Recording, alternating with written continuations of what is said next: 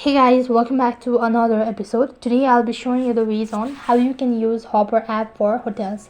So to use Hopper app in order to book hotels, what you can do is, first of all, you need to log in into your Hopper application. Once you're logged into your Hopper application, it's going to direct you to the home page. Hopper is not just used for booking a hotel, but it's used for different purposes such as booking a flight, booking a cars, and apartment and all that. So you can go through it all, and to book a hotel you need to tap on the hotel icon located in the top left hand side corner. After that, it's gonna ask you where you actually want to stay. So for now, if you don't know any of the hotel's name, you can just type in the name of the place or the particular state where you're actually staying. And after you type in the location, you'll need to first of all select the date when you actually want to stay and for how long you want to stay.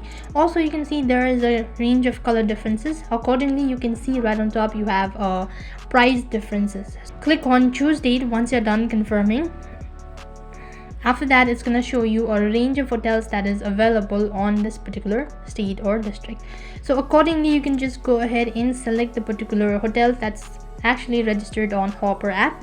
So you can just go ahead and select the particular hotel that you actually want to stay or where you think it's good to stay.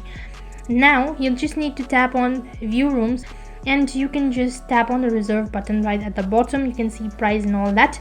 Click on the reserve. It's gonna send you some kind of confirmation. Sometimes you might also have to pay in advance in order to confirm your booking, and only then you've successfully booked your hotels.